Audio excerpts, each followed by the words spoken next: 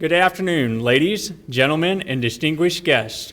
On behalf of Colonel Leland Blanchard II, Commander of the Professional Education Center, welcome to the Strength Maintenance Training Center Change of Responsibility Ceremony, honoring the departure of Major Carlos Woodard and the arrival of Major Melake Whyte. I am First Sergeant Alan Myers, SMTC Interim Chief Instructor, and your MC for today's ceremony. I would also like to extend a special welcome to Major Whyte's family, spouse Michelle Whyte, and son Ja Whyte. We are pleased that you could attend today's ceremony. Please welcome the PEC Commander, Colonel Blanchard, to say a few words. All right, well, hey, good afternoon, everybody. Listen, so the first thing I want to say, I've said this before, these things are important. I know these are new, relatively new when we have these transitions, but here's what I would say, much like I did last time, what you do is important. And this is an opportunity not just for ourselves, but for others to recognize the level of importance. We can't say that these are battalion command equivalent or that we're trying to transition to battalion command without taking the opportunity to do the same things and treat it with the same sort of pomp and circumstance, right? Man, there's a lot of empty, y'all. Are y'all like that in church too? Like you sit in the back pew? All right. Oh, I know some of you are. Some of you aren't in church on Sunday. You're sleeping. I'm probably going to get in trouble for that. This is on Facebook, right? Okay. Hey, no, seriously. So what you all do at PEC and at each of the individual training centers is extraordinarily important. All right, and as I go through these things, right, and I just went and got a haircut, and I'm walking back over, and I'm thinking about what I'm going to say. And here's the thing, right? So everyone knows we're going through some interesting times financially, right? So the conversation over at the MWR was about the impact. And we don't think about these things, but we were over there, they were focused on the impact to them. And then I started thinking about the impact on our communities when our soldiers aren't able to go to drill and be able to do these things, right, because of finances. And then that kind of led me to thinking about the impact of if we didn't have PEC. And certainly in this case with SMTC, I think it's very easy to articulate the impact that it would have on the Guard if we didn't have SMTC, and B, if we didn't have the right people doing a lot of heavy lifting every single day for the Army National Guard. All right, so I think everyone in here knows SMTC is the only place, and I'm going to say it again, the only place that the recruitment and retention starts for every single Army Guardsman in America. Now notice I didn't say it's the only place where you can come and become a qualified recruiter. We know that. It's the only place where we teach 79 Tango.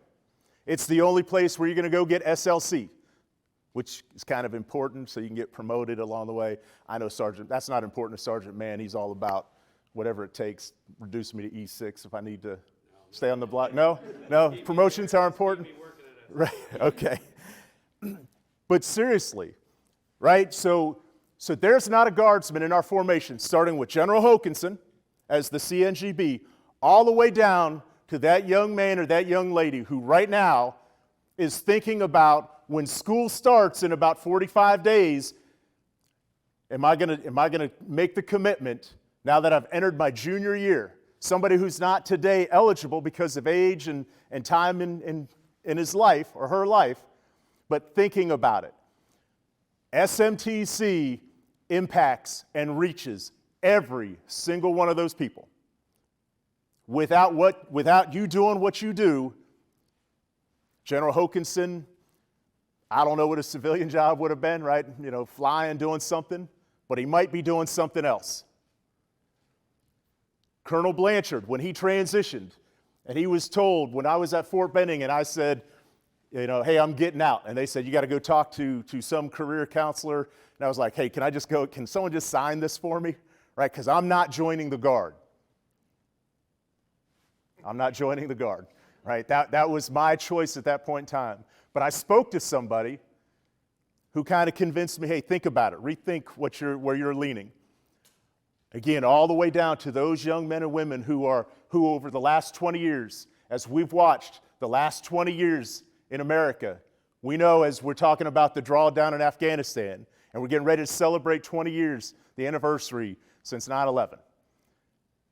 Every single one who has deployed in support of those combat operations, every single one, every single Army Guardsman who has gone in response to a hurricane, tornado, a fire, you name it, civil disturbance, unrest, it's because of what you all do. They're in our formation, and it starts and honestly continues with what you do. And I think, quite frankly, we are blessed, we are fortunate to have the professionals, the very best of what you all do here at the PEC, instructing, staff, just making it work every day. We know that you're under-resourced personnel-wise. We know that you don't have enough. All right? We know that you could do more with more, but that's really not where we're at. But every single day you show up, you're working hard and you're making it happen. SMTC, and I cannot stress this enough, SMTC really makes the Guard what it is. The people, that is literally the first person somebody is talking to, and I was going to say, at the mall, but I don't even know if there's a mall in America open anymore, because, Amazon. Wherever you're going to meet those young men and women, I'm not going to ask, but wherever it is that those recruiters are going to meet, their first and lasting impression is somebody that you all trained. That person isn't in that job if you haven't had an opportunity to train them. All right, so I think that is critical. I think it's important that everyone across the Army National Guard recognize the level of importance that you all play in our day-to-day operations. It doesn't happen without you all doing your thing. Now, all right, so I've spent a few minutes telling you on a Friday afternoon what you do is important. I talk about it a lot, and I know you know that. So now I want to talk a little bit about, I don't know, you sure you don't want to extend? I mean, we could hold off on the ceremony. No? You're good? All right. By the way, this is a good picture right here. All your friends are surrounding you right now. I'm just, listen, I'm with you. So we'll fight them, you and I will fight them all together. Hey, listen, so Carlos Woodard. So when I got here, and you may remember our very first conversation sitting at the table in my office, right? And I talked about where SMTC and where PEC was going. Right, a lot of changes. There's changes in leadership, and I'm not just talking about me. We had a new director. The CNGB had just changed out. There was a lot of stuff that was happening. I'd been given some pretty specific guidance on where PEC was going in the future, what that meant. And so I sat down with Major Woodard, and I got to tell you, and I think I might have even articulated it, because I probably opened up with, here's the way it's going to go, right? And instead of being obstinate, instead of saying, hey, sir, this is how it's been, I'm telling you, he was very receptive. He said, hey, sir, I think what you need to know is how we got the history of how we got here, why we do what we do, and we're all in. We'll make those changes that need to be changed, that need to be made. We'll do what it takes. We're here with the soldiers in mind. We need to make sure that there are no interruptions. But I'm here, he was describing, I'm here, sir, to make sure you understand how we got here, why we do what we do, and so that if there's any, I think you were polite, but really you were saying, if you don't know what the heck you're talking about, I'll make sure, I give you some talking points and I'll fill you in on what you don't know, right? And I think that's really important. I think that says a lot about him, because those of you who know, when I got here, he already knew he was retiring. And so he could have taken one of a couple of approaches. He could have said, you know what? You do your thing, and I'll show up when I show up, right?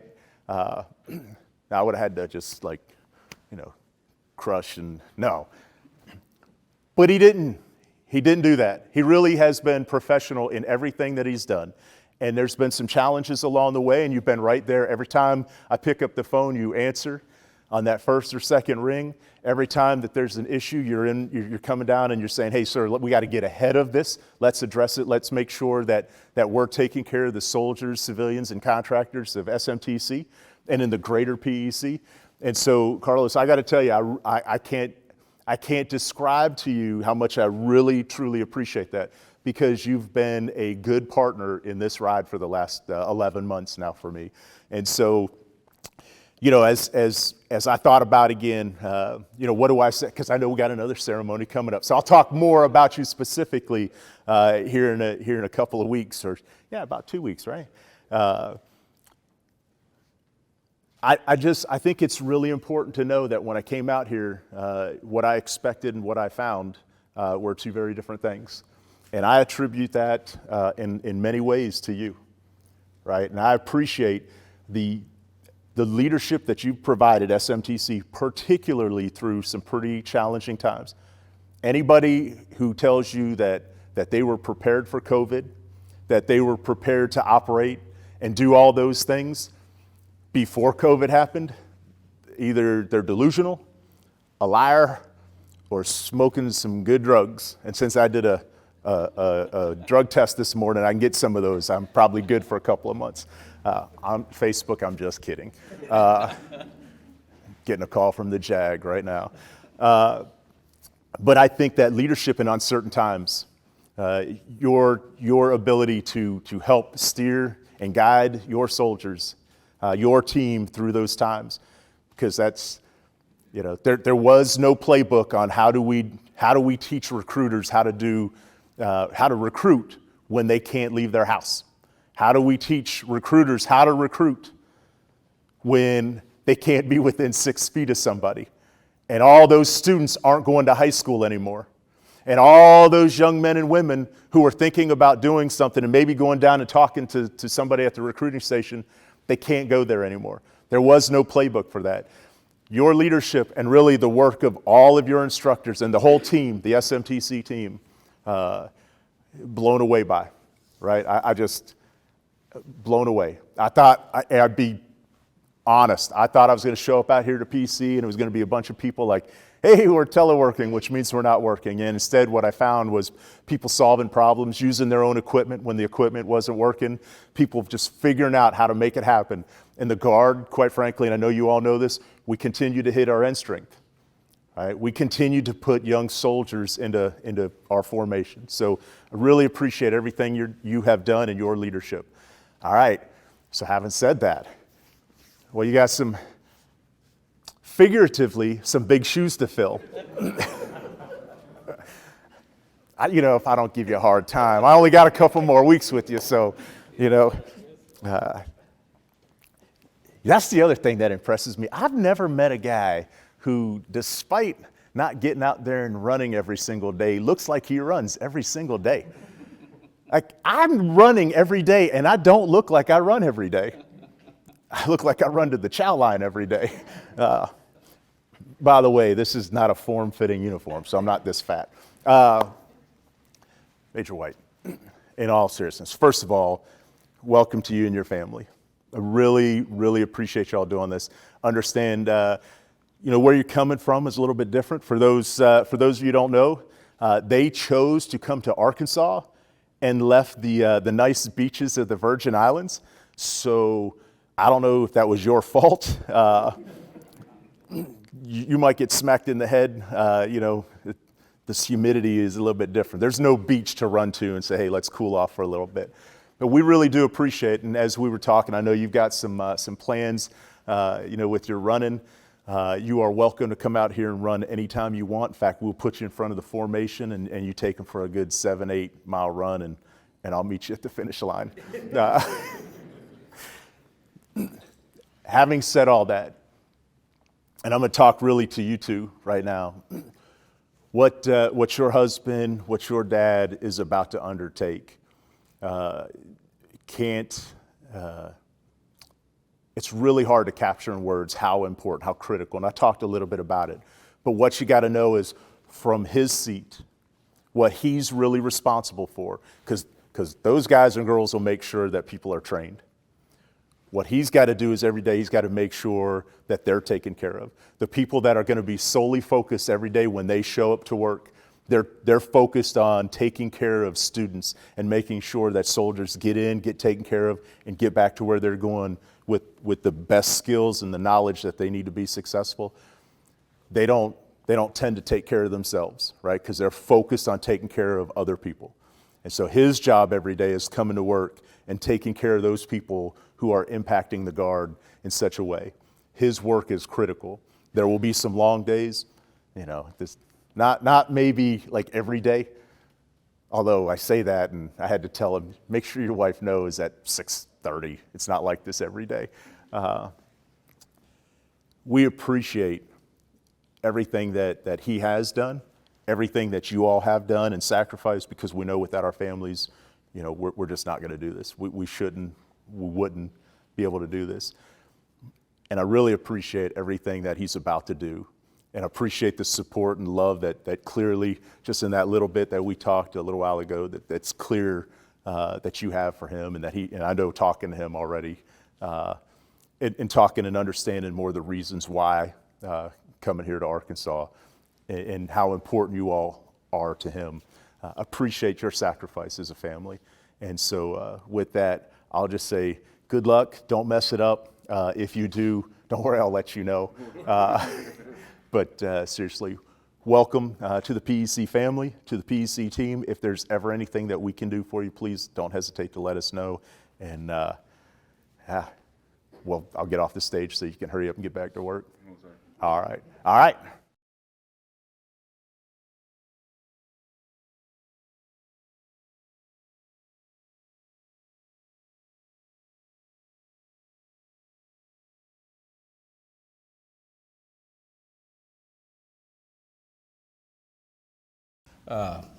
Thank you, Top, and welcome to everyone. Thank you, sir, for those kind words. I'd like to start out by saying hello to my wife and boys who are watching on Facebook Live right now. Sorry you all can't be here, but I can say that it has truly been an honor to serve as the Chief of SMTC. When I was initially notified that I was selected to come here, I was a bit surprised. I know there were a lot of people at that time who were trying to come to this position. And so when my name was announced at DSMAC a few years ago, it kind of took me by surprise. What I found out when I got here is that there's a team of outstanding professionals. And I've been thinking all day, how can I sum up my time here at SMTC and PEC? And I can tell you that it's grateful. I'm grateful that I had the opportunity to come here to serve with you all. And I'm grateful that I had such an outstanding team to support me. We've had some challenging times, from the flu outbreak we had a few years ago, then we get COVID, then we lose a building due to natural disaster. But each time, the SMTC team and the PEC team stepped up and helped us be who we are. And there was a lot of asks and tasks during my time here at SMTC, but each time you all stepped up and made it happen. We've done some things that have never been done before in recruiting, and for that, I will always say that SMTC and PEC leads the way, and I want to say thank you all for the support you have given me. Major Whyte, you have an outstanding team here. I assure you that once you give them the clear and concise guidance, they will go out and execute any task that you assign to them. So thank you all very much, and I wish you the best of luck going forward.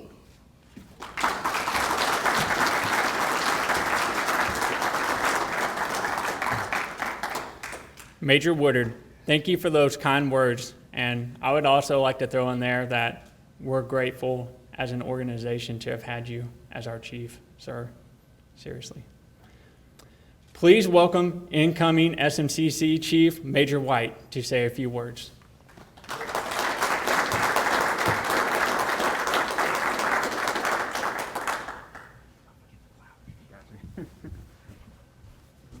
All right, I'm gonna take this off first and foremost. I am fully vaccinated.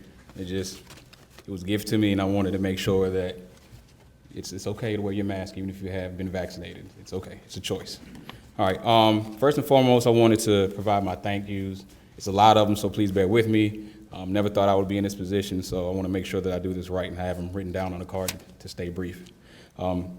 Thank you, first and foremost, Colonel Blanchard, for this opportunity to come in here and serve in this position. That opportunity is not wasted. I truly never would have thought that I would be in a position to run a schoolhouse, a battalion-size element equivalent, and it's an amazing opportunity, and I will not mess it up. I assure you of that. Want to most definitely thank my state, the territory of the Virgin Islands, Major General Knox Limbacher, our TAG, Colonel Petty, our Chief of Staff, Colonel Matherin Lee, the Director of Joint Staff, Colonel Cassiano, the G1, my former boss, my mentor, and the whole G1 team. I would not have been here if it was not for all the lessons you taught me while I was in the Virgin Islands serving as a Deputy G1 and helping to grow me to go into this position. I most definitely want to thank my parents, Michael and Lalith, my mother-in-law, my second mom, Miss Corlette Nene Williams. Thank you for all your love and support over the years. I know you all didn't think I'd be in this long, but I thank you for continuing to support me because truly it's with you having my back, and I try to make you all proud every day. I want to thank my sisters, Keisha, Oriana, Monica, Red, and Jess. You all are my sounding board. You tend to keep me in line with the family. There's a lot of boys in it. It's good to have some feminine input to help keep us straight because we can get a little out of pocket sometimes. I want to definitely thank my brothers, Omari, Jabari, and Shakir. You guys have been amazing as even my younger brothers being mentors to me and just continue to guide me along the way, continue to work with me. I want to thank my nieces and my nephews, all of you all. One of the parts about moving back here was getting closer to you. I know we've been gone for a long time, and I most definitely want to make up for some lost time being back closer to my family, so that's most definitely important. Lastly, I want to give a shout out to my friends who've always had my back, my 5 Deep crew, my brothers. Friendship is essential to the soul. All my family and friends from back in Sauk Village, Memphis, Nashville, Germany, all the places I've served. I really, truly appreciate you supporting me in this journey. And most definitely, last but most definitely not least, I want to thank my family. Michelle, the First Lady of the White House, I appreciate you. You have done everything that I could have asked for in support all my crazy harebrained ideas. And you'll see the theme as I go forward just about opportunities. And thank you for allowing me to take some of these opportunities. So with that, I want to present you with these roses.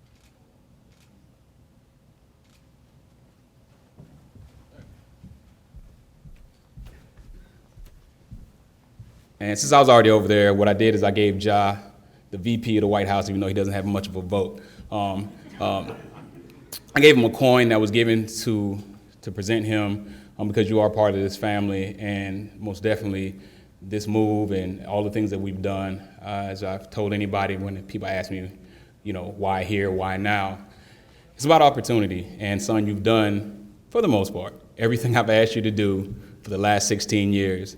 And I'm happy and proud to provide you the opportunities for these last 2 years of high school for you. So understand that I do appreciate everything that you've done and look forward to seeing how you develop and grow and just keep being an outstanding young man. I'm so proud of you.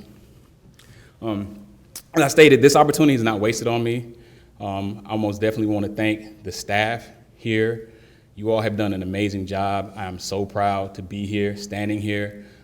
For those who were in the staff meeting the other day, I kind of told my story, and I'll make it very brief for those of you all who are here.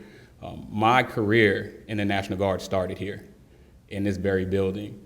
I ETS off active duty on terminal leave, same thing, went to the transition center. Luckily, the transition guy wasn't there to sign me out, so when I got back to the state, and when I was living in Memphis, went to the recruiting office and talked to my recruiter, and this is December 2004. We're getting ready through the up ramp, and they're like, "Hey man, you kind of squared away. You ever thought about being a recruiter?"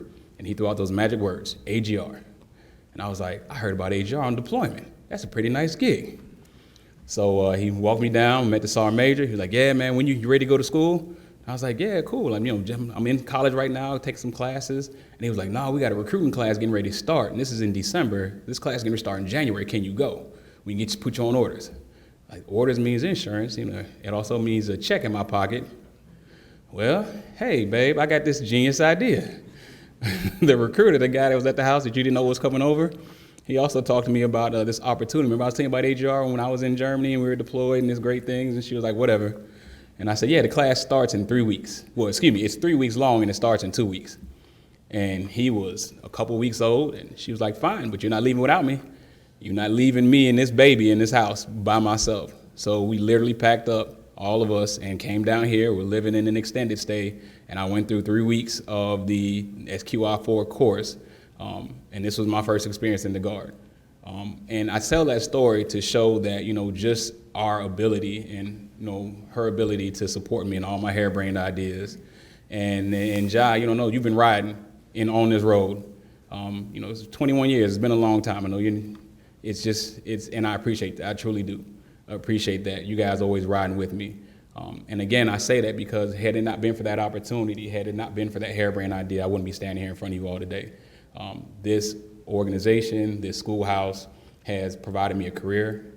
And I was an enlisted soldier at the time in E5. Made it all the way to E6. Here I stand in this schoolhouse taking over as a major, and I never would have seen that coming. And that is truly, as Colonel Blanchard said, because you all touch people's lives. You all change people's lives. If Mr. Smith is watching, Mr. Anson Smith was one of my SGLs when I came through the schoolhouse, and now he's the deputy at recruiting school, at HR. So you never know when people come through the schoolhouse how you're going to affect them. So continue doing what you're doing. I'm so grateful and so thankful to be standing here in front of you. It's just an honor. It is my goal to continue the tradition of excellence because, like I said, I came through here 16 years ago. And the same excellence that you are providing then is the same excellence you are providing now. Most definitely want to give, and please join me, give the SMTC staff a round of applause, please.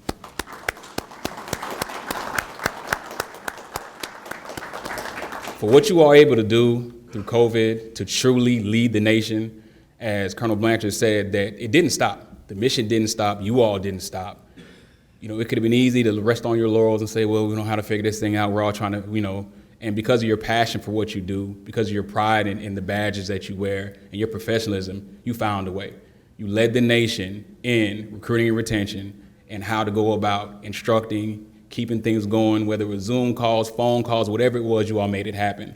And those are the types of things that excite me because that tells me that I have a room full of problem solvers and not just people who are going to present problems.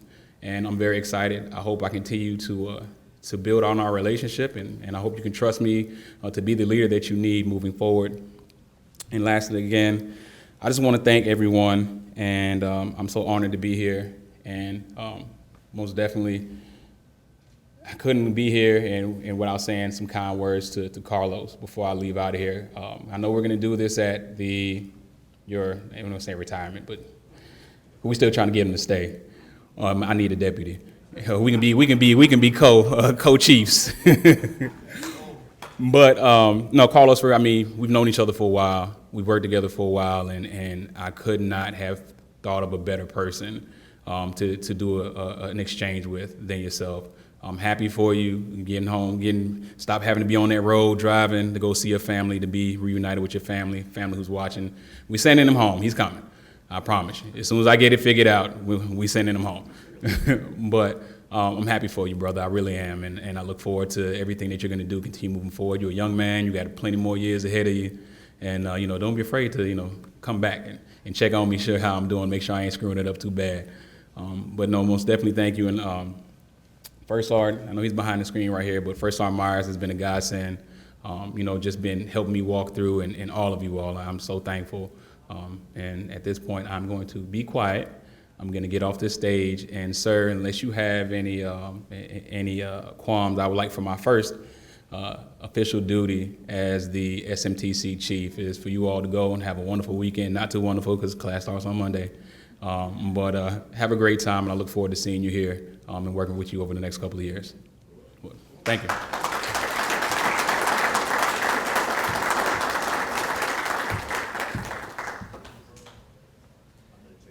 Major Whyte. Thank you for those kind words. And SMTC is definitely ready to follow you to the future, and we're looking forward to seeing where we go, sir. Ladies and gentlemen, that concludes today's change of responsibility ceremony. Please take a moment to thank Major Woodard for the contributions to SMTC and welcome Major Whyte and his family to the SMTC and PEC family. Have a wonderful day.